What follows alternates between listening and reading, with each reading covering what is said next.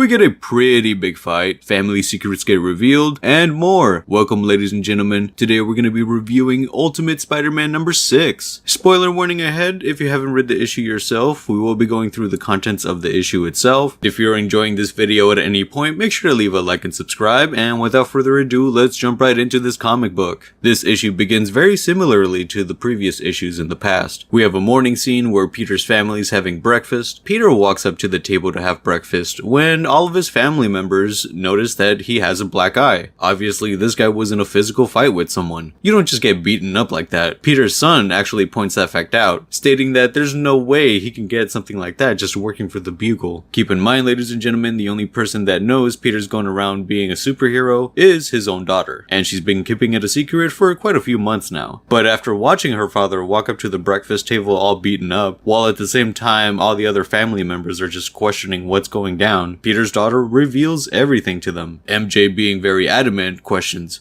"How exactly did you get that black eye?" Peter, now after being confronted by the rest of his family members, goes on explaining exactly how he got that black eye. And of course, Peter telling the story of how he got the black eye is how the entire family gets to know the fact that he's going around being a vigilante. I really like the fact that they immediately rip off the band-aid at the very start of this issue. The storytelling is done pretty well and it flows pretty fluently. And I gotta bring up right now, the artwork is fantastic in this comic book, ladies and gentlemen. Please keep this artist working in the Ultimate Spider-Man comics. I would be so sad if this person left. Now, Peter breaking into the story and how he got the black eye. Both Spider-Man and the Green Goblin are in their costumes, and they're watching over the Fisk tower, as it gets revealed that they've been staking out the tower, just keeping an eye on Fisk. So, it just so happens that it's the very moment that Fisk has to go back to his tower to go to sleep. You know how it be, ladies and gentlemen, since it gets established that they've been watching over Wilson Fisk over some time now. So they know his schedule and they know his Betty Bye time. And last night was actually them confronting Wilson Fisk after the Green Goblin gets Spider-Man up to speed on the shenanigans that are going down. And right before they break into his tower, since Spider-Man and the Green Goblin are pretty close friends, they've been using each other's names just casually. Peter's like, "Hey,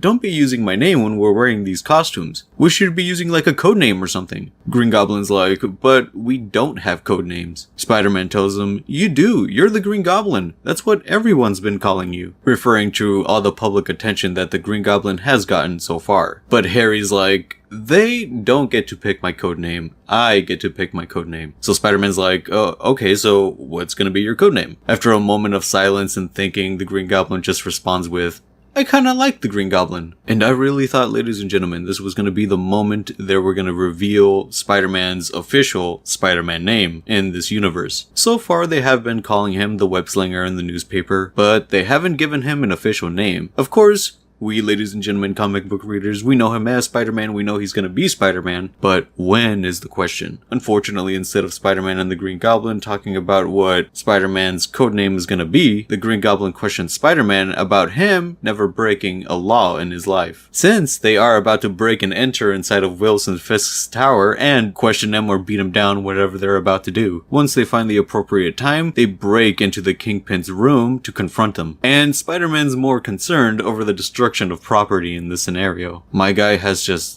never broken the law. He's never jaywalked. He's never like illegally parked for a split moment. My dude is squeaky clean, ladies and gentlemen. The Kingpin is a very formidable foe, never to be taken lightly. If he's prepared, he will mess you up. And if he isn't, he will get prepared. Now, before I get into the actual confrontation between Kingpin, Spider-Man, and the Green Goblin, I do want to bring up the fact that Kingpin was able to walk into his tower from the car to his property without any guards. In the previous issues, we've gotten the Green Goblin who has surprise attacked him. Now, you would assume he would like upgrade, he would get some security, and just be ready for any sort of attack, right? So as I was reading the comic book and watched him just casually walk out of his car without any protection, without looking up, I was thinking to myself, oh, something is going down with this guy. He's just walking around with this big dong, not looking up, especially after getting attacked by the Green Goblin himself from the air. Something's going down with the Kingpin. Now, if I was reading the current Zeb Wells ASM comics, I wouldn't be thinking much of it. But so far every question or concern I've had has gotten addressed. So let's get into the actual confrontation, ladies and gentlemen. The Kingpin reveals to Spider-Man and the Green Goblin he isn't surprised that he's being confronted by them. He was in fact expecting them. He was even wondering whether he was going to have to introduce himself first, since he's known that they've been watching him for days, as it gets established that Kingpin has a monitoring system that spans within a few blocks radius, so he is fully aware of what's happening around his building. And I love this moment, ladies and gentlemen. My boy Kingpin is just pouring up a glass of whiskey. He's got ice in there as he's explaining this entire scenario. My guy is just not intimidated by these goons. I love it. The Green Goblin confronts the Kingpin about the powers that be that rule over him, and the Kingpin questions how he knows about that, which then the Green Goblin brings up the assassin that he managed to question, Bullseye, might I remind you, from the previous issues, which told them everything. And I suppose Spider-Man totally forgot, or he never got what happened to Bullseye in that scenario, because he's questioning like, what? Kingpin then brings up the fact that it was not one of his hired men, insinuating the fact that if it was someone that he personally hired, they definitely wouldn't have squealed. So now the Kingpin, having these two goons right in front of him, he's gonna take matters into his own hands. The Kingpin brings up a controller, causing Spider-Man's senses to go off. Kingpin, upon pressing the button on his controller, brings down a cage that encloses all three of them in, and Spider-Man's like, it's a trap.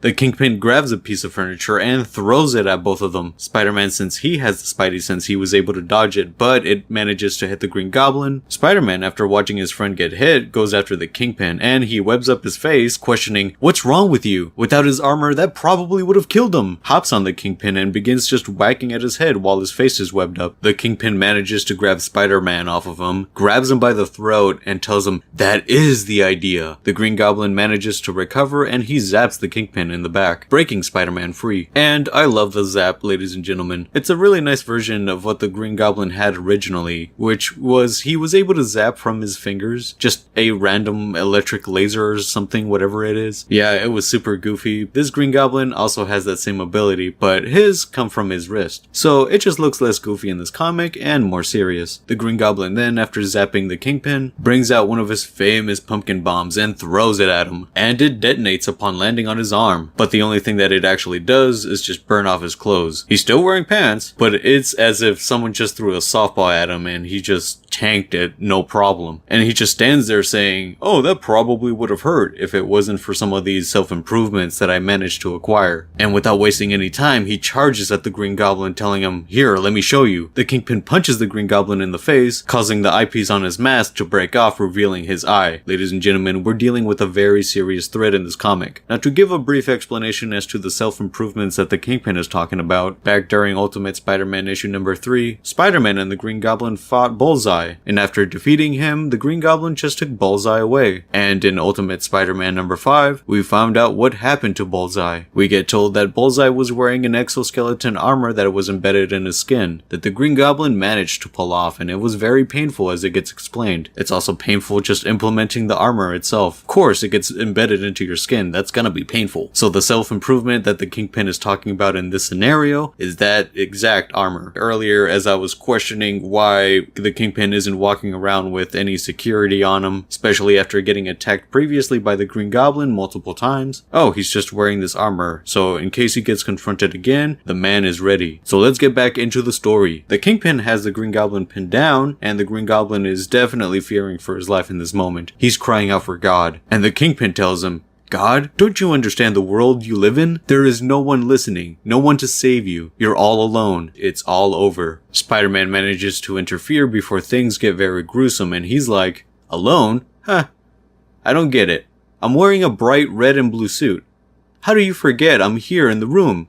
It kinda hurts my feelings. Kingpin grabs Spider-Man and holds him down, and he's like, fair enough. You've got my attention now. Now holding Spider-Man down, Kingpin's able to just whack at his face left and right. And immediately we understand exactly how Peter got that black eye at the very beginning of this comic. My dude was face to face with the Kingpin, just getting beat down. Spider-Man takes punch after punch after punch to the point where he's crying out for help. Where's the Green Goblin, my boy? Step in, dog. The Green Goblin does manage to act, and he summons his glider and it sends out a missile to create a hole on the wall for them to escape. They both hop on the glider and leave just badly beaten. We even get a close-up to the Kingpin's face and he's just smirking. This was the exact outcome he was expecting. When you get confronted by these goons that are breaking and entering into your home, questioning about the corrupt state of the world, and then those same goons are badly beaten, escaping barely alive, my dude wins. The Kingpin is hands down one of the coolest villains, ladies and gentlemen, especially when he's written so well like in this comic. Now we cut back to Peter and his family, who was questioning about what happened with his eye. My mistake, ladies and gentlemen, I thought they were having breakfast, but they might have been having dinner, because immediately after Peter's kids go off to bed. But anyways, we're back in that scenario. His family's just sitting there interrogating him, and he just finished with the story. Everyone does validate that he's doing everything for definitely a good cause, and before Peter's kids go off to bed, Peter's son does question why he wasn't told. He definitely feels left out. They head off to bed, leaving Peter and MJ alone. Now that they're alone, Peter wants to know really what MJ thinks about overall what he's doing. She validates the entire situation, and then Peter even asks,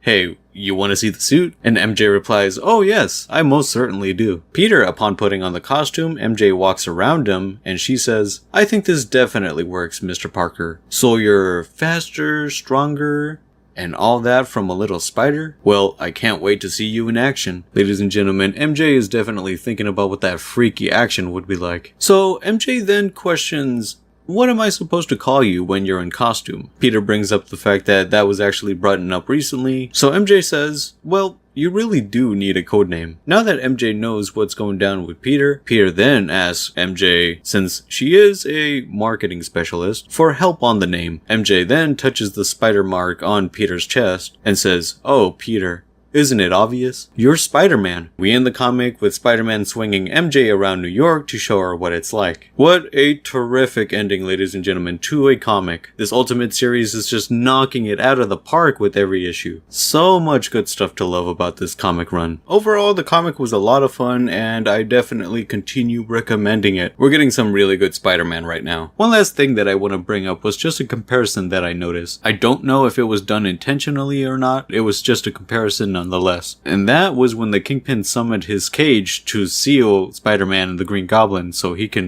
beat them down. It definitely resembled heavy Spider-Man fighting Crusher Hogan vibes. Crusher Hogan was just a wrestler in Spider-Man's early days when he was trying to be famous with his powers. That with the cage that came down in Tobey Maguire's Spider-Man 1, this definitely resembles that cage match from that movie, as well as Crusher Hogan's fight with Spider-Man in his early days. This comic has a fight that has characters with well-established backstories and motivations. Reading every issue up until this one has been a treat, definitely. Well, ladies and gentlemen, that is all I have to say about this comic. I appreciate you joining me talking about this comic book, and if you enjoyed this video at any point, make sure to leave a like and subscribe, and I'll catch you all next time. Peace!